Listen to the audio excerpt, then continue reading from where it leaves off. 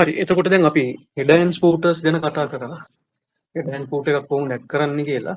එතකොට අපි දැන් foot එක ගත්තොත් එහෙම foot එක පල්ලෙන් page එක පහලින් තමයි පේන්නේ. එතකොට මේ අපි foot එකක් අපි පොඩ්ඩක් ආයෙ බලමු මේ foot එක ගන්නකොට අපිට edit foot ගිහිල්ලා අපිට කස්ටමයිස් කරන්න පුළුවන් ඕන විදිහකට අපිට මෙතන මේ මෙතනදී අපිට page number එකක් page number formats ඒ ඔක්කොම ඕන එකක් දාගන්න පුළුවන් bottom මෙතනින් තෝරගන්න ඕනේ කොහෙටද අපි දාන්නේ කියලා. කියන්නේ center එකටද මේ පැත්තටද මේ පැත්තටද කියන්නේ මේ කියන්නේ left පැත්ත right පැත්තද එහෙම නැත්නම් මේ ඔය කස්ටමයිස් කරලාද දාන්නේ. එතකොට අපිට ඔය විදිහට එයා automatically add කරගන්නවා. ඊට පස්සේ අපිට ඕනම් මෙතන දාගන්න පුළුවන් combine service හරි මේ ඒ වගේ අපිට ඔතන පොඩි ඩෙකරේෂන් එකක් දාගන්න පුළුවන්. අන්න ওই විදිහට අපිට footer එකක් පාවිච්චි කිරීමේ හැකියාව තියෙනවා. ඊට පස්සේ ඩබල් ක්ලික් කරත් එහෙම නැත්නම් in footer කියලා දුන්නම එයා ආපහු අතන්ට යනවා. හරි. එතකොට දැන් ඊළඟ අපි බලමු මේ කොහොමද මෙතන ඊළඟට insert වල මොනවද අපිට තියෙන්නේ කියලා බලමු. ඊළඟ එකක් head and footers අපි ගත්තා. ඊළඟට text box එකක් normal text box එකක් මෙතනට අර drawing වල මේ text box කියන එක තියෙනවා. add කරගන්න පුළුවන්. ඊළඟට word art එකක් කියන එක ටිකක් අපිට වැදගත් වෙනවා. ළමයි word art කියන එක ගිහිල්ලා අපිට මේ style කරපු art එකක් අපිට ගන්න පුළුවන්. හරිද?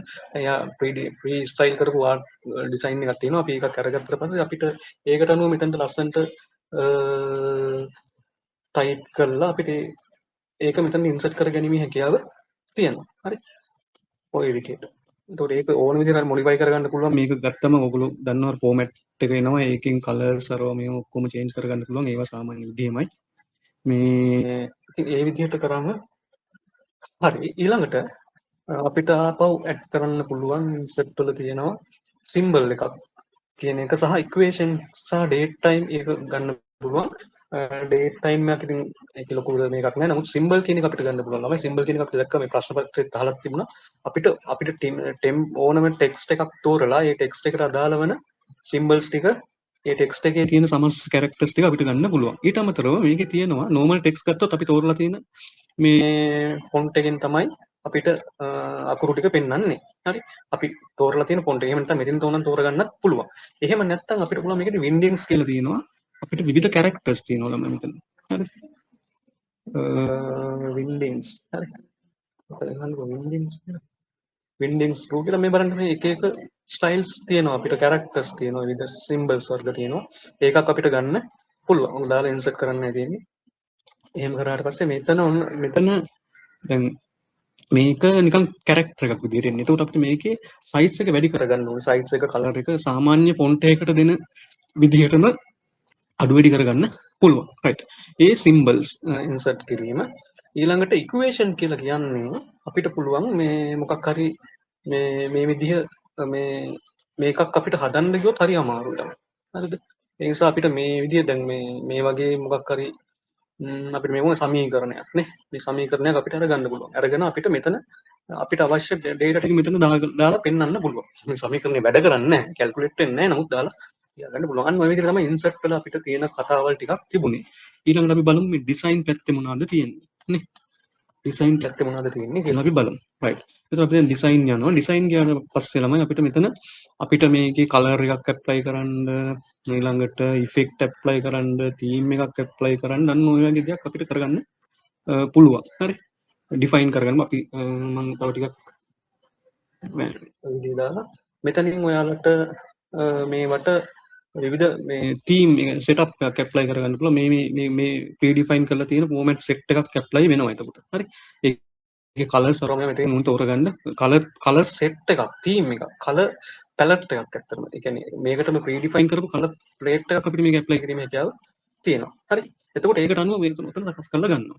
right. ඊළඟට අපි බලමු page layout එක ගත්තම page layout එකේ අපිට තියෙනවා ළමයි අපිට මේ ඩිසයින් එකේ තව පොඩ්ඩක් පොඩි කොටස් දෙක තුනක් තියෙනවා. එකක් තමයි මේ watermark එකක් දෙන්න පුළුවන්. දැන් අපි දන්න මොකද්ද watermark කියලා කියන්නේ? watermark කියලා කියන්නේ අපිට background එකෙන් මේ fade වෙලා වගේ පේන මොකක් හරි කැරක්ටර් එකක් සිම්බල් එකක් අපිට නැත්තම් වචනයක් කන්ෆිඩන්ට් වචනයක් දාන්න පුළුවන්. මොකද ඒක වැදගත් වෙනවා අපේ ඩොකියුමන්ට් එකේ කන්ෆිඩෙන්ට්ලි එක පාවිච්චි කරගන්න. ඒ කියන්නේ කන්ෆිඩන්ස් භාවය හදාගන්න අපිට වැදගත් වෙනවා. ඒ විදිහ එකක් අපිට තෝරගෙන අපිට ඒකට අවශ්‍ය ටෙක්ස්ට් එක මොකක්ද කියලා මෙතනින් දාලා ඊළඟට ෂැඩෝස් දානවද රිෆ්ලෙක්ෂන්ස් දානවද ඒ වගේ සෙටින්ග්ස් ටිකක් මෙතන ඇප්ලයි කරන්න පුළුවන්. අපිට අවශ්‍ය මේ වෝටර්මාර්ක් එක තෝරගෙන. හරි. දැන් එතකොට මේක තෝරගත්ත ගමන් ඒක එන එක වෙන්නේ. ඒකට ඔයගොල්ලන්ට මේ පහලින් කෙලින් මේ ෆෝමැට් එකට අනුව පෙන්නනවා. නමුත් කස්ටම් වෝටර්මාර්ක් දුන්නම අපිට අවශ්‍ය ටෙක්ස්ට් එක අපි මෙතනින් ටයිප් කරගන්න අවස්ථාව එයා දෙනවා. හරි. දැන් මෙතන ටෙක්ස්ට් එක අපි ටයිප් කරගන්නවා. CS document කියලා මම දානවා. එතකොට ඔය කස්ටම් වෝටර්මාර්ක් එකකින් අපි දන්නේ. එතකොට ඔයගේ කලර් එක අපිට මේකට අදාළ කලර් එක ඔය පාටක් වුණත් අපිට එහෙම දෙන්න දීලා ඇප්ලයි කරන්න පුළුවන්. හරි. මේක කොයි පැත්තටද පේන්නේ හැරවිලා තින්නේ කියලා හදා ගන්න පුළුවන්. දැක්කද? එතකොට ඒ විදිහට අපිට වෝටර්මාර්ක් එකක් ඇඩ් කරන්න පුළුවන්. වෝටර්මාර්ක් එකක් අපිටදී මේ ඉමේජ් එකක් උනත් ඇඩ් කරගන්න පුළුවන් ළමයි. එතන කස්ටම් එකට ගිහිල්ලා මෙතන පික්චර් වෝටර්මාර්ක් එකක් කියලා දීලා සිලෙක්ට් කරලා අපිට අවශ්‍ය පික්චර් එකක් උතන දාගන්න පුළුවන්. හරි. රයිට්. ඊළඟට ආපහු මොකක්ද අපිට දාගන්න තියෙන්නේ page border කියන එක අපි පොඩ්ඩක් බලමු. page border කියන එක කියන්නේ අපිට මේ boarding and shadings වල කියන format එකක් හැටියට තියෙන්නේ. එතකොට එතන page එකට අපිට board එකක්. ඒ කියන්නේ මේ විදිහේ format එකකින් ඕනම line එකකින් ඒ line style එක මෙතනින් තෝරගන්න පුළුවන්. ඒකේ size එක අපිට මෙතනින් තෝරගන්න පුළුවන්. ඊළඟට මොකක් හරි art එකක් අපි දානවා නම් ඒකත් තෝරගන්නත් පුළුවන්. ඒ විදිහට දාලා ඉවරලා මේ ඇප්ලයි කරන්න පුළුවන්. මෙතන තියෙන තව පොඩි කතාවක්.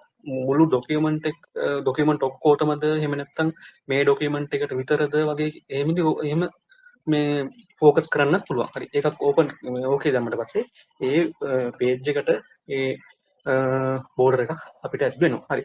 ඒකට අපි ඩිසයින් පැත්තේ ඒ ටික ඇති ළමයි ප්‍රමාණවත් මේ ඩිසයින් පැත්තේ කතාවට ඊළඟට අපි යන් මේ page layout එක පොඩ්ඩක් බලන්න. page layout එක ගත්තොත් ළමයි මෙතන අපි කොහොමද page එක අපි පිටුව අපි කොහොමද සකස් කරගෙන අපි print එකක් ගන්න ගියාම ඊළඟට අපි print කරනකොට එහෙම නැත්නම් අපි content එක පාවිච්චි කරනකොට කොහොමද පිටුව සකස් කරගන්නේ කියන එක වැදගත් වෙනවා. එතකොට අපි ඒකේදී margin set කරගන්න පුළුවන් predefine ඒ කියන්නේ margin sets වෙනුවෙන්ම define කරලා තියෙනවා අපි තෝරගන්නත් පුළුවන්. එහෙම නැත්නම් custom margin ගිහින් කරලා අපිට මේ margin page setup එකේ ටික තියෙනවා. මේ ටිකම ළමයි අපි කතා කරමු නේ. ඒක නිසා ඒක ඕන මෙතනින් ගන්නත් පුළුවන්. ඒ වගේම orientation එකයි page size එකයි අපිට ඊළඟට දාගන්න පුළුවන්. මෙතන අපි column එක ගැන අපි කතා කරේ නෑ. අපි ඒකට මේකක් අරගෙන අපිට columns කියන එක පාවිච්චි කරන්න පුළුවන්. අපි columns කියලා කියන්නේ මොකද්ද? අපිට පුළුවන් අපේ සාමාන්‍ය මේවා paper styles වගේ පාවිච්චි කරන paper එකක් ad එකක් වගේ කරනකොට ඇත්තටම ඉතින් paper වල මේව word වලින් කරන්නේ නැහැ. paper එකම ඒවට page maker වගේ මේ InDesign වගේ දේවල් තියෙනවා. නමුත් මේකෙන් අපි ඒ ස්ටයිල් එකකට වගේ කරනවා නම් මේ columns apply කරගන්න පුළුවන්. ඒතකොට මේ columns 2 කියලා කියන්නේ මේ අපේ මේකේ width එක පිටු width එක දෙකකට කඩනවා. මේක තුනකට කඩනවා. ඒ වගේ left එකට වැඩියෙන් කඩනවා. මේක right එකට වැඩියෙන් කඩනවා. ඒ වගේ අපි more columns කියලා දීලා අපිට ඕන විදිහට ඒක set up කරගන්න පුළුවන්. මේ sizes වෙනම දීලා අපිට හදා ගන්න පුළුවන්. ඒ නිසා මෙන්න මේ columns කියන ඒවා අපිට add කරගන්න පුළුවන්. මම නිකන් එකක් දාලා බලන්න. ඒතර බලන්න ඔයා මේ columns ටික මේකට අනුව බෙදලා තියෙයි. ඕනනම් මේවා අපි alignments මේවා කරනකොට අපිට මේවා justify කරන්න right design කරන්න ඒක home එකට ගිහිල්ලා මේ justify කරන්න පුළුවන් left right alignments හදා ගන්න පුළුවන්. ඒවා අපිට apply කරගන්න පුළුවන්. මේ වගේ size එක අරව මේවා වෙනස් කරගන්න පුළුවන්. ඒවා ගොඩක් දේවල් කරගන්න පුළුවන්. ඒක columns කියලා කියන්නේ ඔය කතාව. හරි. right. එතකොට page layout එකේ ඊළඟට අපි page break එකක් වගේ දෙයක් පාවිච්චි කරන්න පුළුවන්. ඒ විදිහ ටිකක් line number එකක් පොඩ්ඩක් සමහර අය හිතන්නේ line number එකක් මේව කරගන්න පුළුවන්. අපි indent ගැන කතා කරා, spacing ගැන කතා කරා. එතකොට indent සහ space ගැන කතා කරා. මෙතන space ටික මෙතනින් අඩු වැඩි කරන්න පුළුවන්, වෙනස් කරන්න. ඊළඟට ඒ අතර කියන්නේ මේ මොනවාද මේ lines අතර line එක කියලා කියන්නේ මේකක් ළමයි. ඒ කියන්නේ අපි type කරන එකකට අපි කියනවා line එකක් කියලා. type කරන තැනට ඒ row එකට අපි කියනවා line එකක් කියලා. ඒතකොට line මේ අතර ස්පේසස් වෙනස් කරන අපි කලිමුත් කතා කරා පොඩ්ඩක් right. ඒතකොට ඒක ගැන අදහසක් අපිට තියෙනවා. හරි. ඊළඟට රිවිව් කියන එකෙන් අපිට පුළුවන් ළමයි දැන් අපි පාවිච්චි කරපු ඩොකියුමන්ට් එකේ අපි යූස් කරලා හදපු ඩොකියුමන්ට් එකේ ස්පෙලිං, ග්‍රැමර්ස්, ඊළඟට thesaurus, ඊළඟට ට්‍රාන්ස්ලේටඩ් වගේ දේවල් උත් කරන්න පුළුවන්. ට්‍රාන්ස්ලේෂන් එකට නම් ඇත්තටම ලැන්ග්වේජස් ඒගොල්ලෝ අපි සිංහල ලැන්ග්වේජස් අරම ඒවා තාම සෙට් කරලා නැති නිසා ඒවෙන් කරන්න බෑ. ඒක නිසා මේකට ඉතින් අපිට Google Translate තියෙනවා. නමුත් අපිට ස්පෙලින් ඇන් ග්‍රැමර්ස් කියන එක අපි පාවිච්චි කරන්න වෙන පුළුවන්. සාමාන්‍යයෙන් එහෙම එරර් එකක් තියෙනවා නම් එයා පෙන්වුම් කරනවා. අපිට ස්පෙලින් ඇන් ග්‍රැමර්ස් කියන එක මේ අදාළ සමස්තය තෝරගෙන ස්පෙල් ඇන් ග්‍රැමර් කියන එක දුන්නට පස්සේ එයා එනවා මේ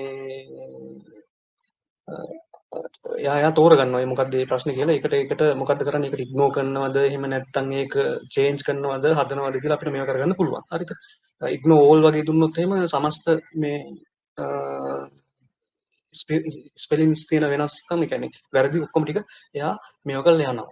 හරිද? ඉවත් කරනවා. එතකොට මේ වගේ එකකට මේ අලුතෙන් අපි වෙන වර්ඩ් එකක් පාවිච්චි කරන්න කියලා කිව්වොත් එහෙනම් මේක ටයිප් කරනකොට වෙන වර්ඩ් එකක් ඇඩ් කිරීමේ හැකියාවොත් අපිට තියෙනවා. හරි. අන්න ඒ විදිහේ ස්පෙල්ස් ටික චෙක් වෙනවා. ග්‍රැමර් කියන එක මේවා කරන්නේ මේ අතර තියෙන ග්‍රැමර්ස් එයා චෙක් කරනවා. චෙක් කරලා ඉවරලා මේ සාමාන්‍යයෙන් චෙක් කරලා එයා අපිට පෙන්නනවා. මේකේ ග්‍රැමටිකල් එරර් එකක් තියෙනවා කියලා. රතු පාටින් පෙන්නන ස්පෙල් එක, අනිත් එක නිල් පාට, ලා බ්ලූ මේ වගේ පාටින් තමයි මේ ග්‍රැමර් එක පෙන්වුම් කරන්නේ. ඊළඟට ළමයි අපිට පුළුවන් තිසෝරස් කියන එක අරගන්න. ඒකෙදි අපිට අපේ තියෙන මොකක් හරි වචනයකට, හරිද? අපේ වචනයකට මේ තියෙන වචනයකට මෙයා මේ හොයලා දෙනවා ඩික්ෂනරි වචන එක ඊට ආසන්න වන වචන. හරිද? මේක අපන් එඩින් තෝරගත්තා මම මොකක් හරි වෙන එකක් ගන්නකො. වැරියබල් කියලා මම දැම්ම කියලා හිතන්නකො. ඕක දාලා ඉවරලා තිසරස් කියන එක ගත්තොත් එයා ඒකට අදාළ මේ ඩික්ෂනරි තියෙන වචන ටික අපිට අරන් දෙනවා. හරි. එතකොට අපිට ඒකේ වැරද්දක් තියෙනවා නම් අපිට මේව කරගන්න පුළුවන්. නමුත් ඉතින් ඇත්තටම දැන් මේවා අපිට ඉච්චර ලොකුවට අවශ්‍ය වෙන්නේ නැහැ. AI සහ Google Translator කියන දේවල් පාවිච්චි කරලා. දැන් මේවටත් ඇත්තටම AI සමහරට මේව කරලා ඇති අලුත් වෙන versions වලට. එතකොට මේ අන්නේ දේවල් කරගන්න පුළුවන්. මේ කියන්නේ ළමයි word count එක. word count කියන්නේ මේකේ word වචන කීයක් තියෙනවද කියලා බලා ගන්න පුළුවන්. එතන වචන ගාන, word ගාන, pages ගාන, paragraphs ගාන, ඒ ඔක්කොම ටික lines ගාන ඔක්කොම ටික පෙන්නනවා. හරි. right. ඊළඟට අපිට පුළුවන් comment එකක් අපි comment එක බැලුවා. right. ඔන්න ඔය ටික තමයි අපිට මෙතන කරගන්න තියෙන්නේ. right. right. අපි ඊළඟට යමු view කියන එකට. view කියන එකට ගියාම view එකේ අපිට තියෙනවා ගොඩක් දුරට මේකේ තියෙන අපේ page එකේ බලන එක. ඒක zoom කරන්න පුළුවන්. ඊළඟට මේ පේන එක pages කිහිපයක් අපිට එකකට පේන්න හදන්න පුළුවන්.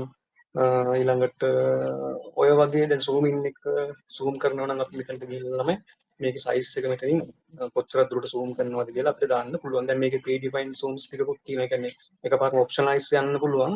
ගිහිල්ලා අපි දැම්මට පස්සේ ඒකේ size එක නිකන් පේන්න අපිට බලා ගන්න ඕන විදිහට සකස් කරලා දෙනවා. ඒක print layout එක ගන්න පුළුවන්. read mode කියලා තියෙනවා. අපිට කියවීමේ හැකියාව කියන්නේ කියවන විදිහට වගේ මේව කරගන්න පුළුවන්. ඊළඟට ඒ වගේ අපිට වෙබ් ලේඅවුට් කියලා එහෙමත් තියෙනවා. ඒ විදිහට අපිට මේක කොහොමද? ඒ කියන්නේ මේක අපිට පේන අපිට මේක ටයිප් කරනකොට මේක කියවනකොට අපිට පහසු වෙන ආකාරයට මේක හදා ගැනීමේ හැකියාව තමයි තියෙන්නේ. රයිට්. ඊළඟට අපි යමු ළමයි මේකේ තියෙනවා මැක්‍රෝ කියලා එකක්. මැක්‍රෝ කියන එක ගැන නම් අහලා තිබුණා.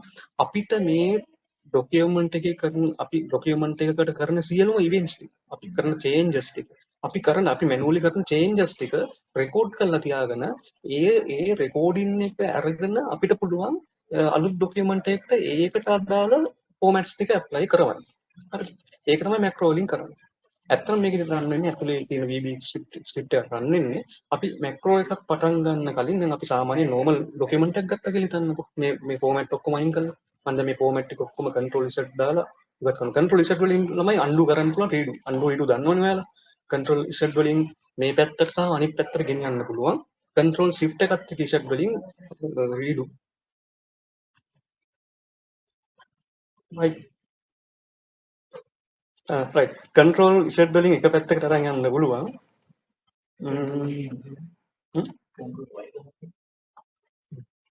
shift and y. හරි. ඉන්න.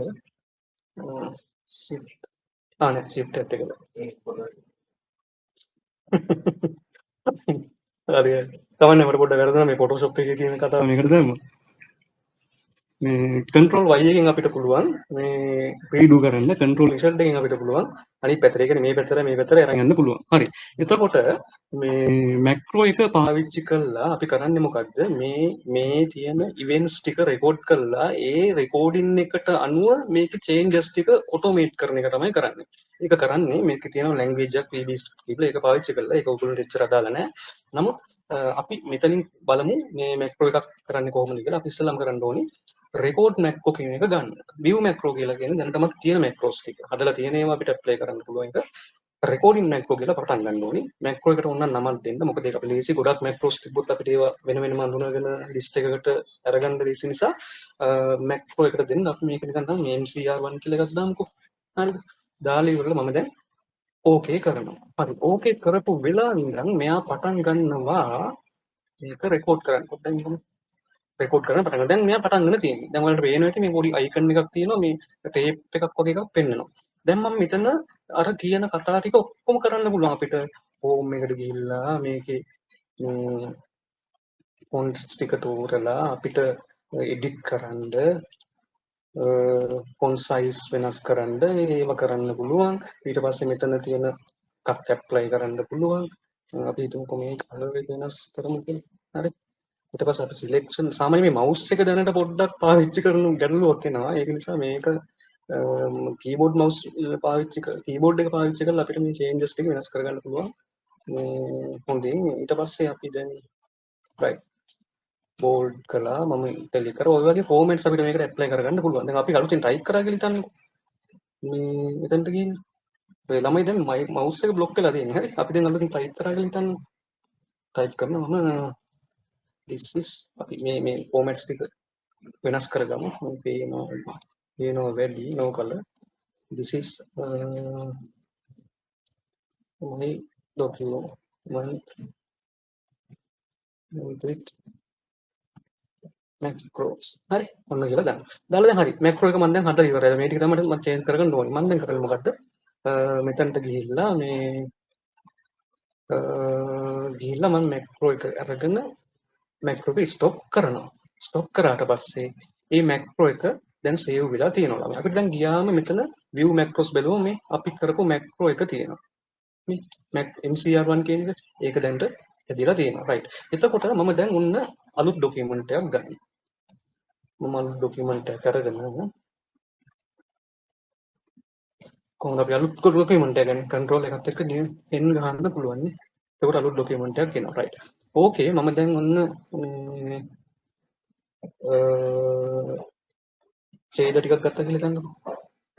හරි. ගහලා දැන් මම view වල macro ගිහලා මෙන්න මේ view macro එක run කරනවා. දැක්කද? එතකොට මෙයා කරේ මොකද්ද? මම ගත්ත ටිකට අර කරපු කතා ටික ඔක්කොම apply කරලා දෙනවා. හරිද? එතකොට මේක අපිට එතකොට දැන් එකම විදිහේ formats ටිකක් නැවත use වෙනවා නම් අපිට reuse කරගන්න තියෙන පහසුකම තමයි macro කියලා කියන්නේ. හරි. එතකොට ඒකත් අපි කරලා අපිට ෆයිල් එක සේව් කරාම අපිට පහසුවෙන් මේ තව අලුත් document එකක් අපේ තියෙන ඒකේ modify කරන ලද්ද context එකට අනුව හදා ගැනීම හැකියාව තියෙනවා. හරි. ඔන්න ওই ටික තමයි ළමයි view වල අපිට දක්නට ලැබෙන්නේ. ඊළඟට අපිට මේ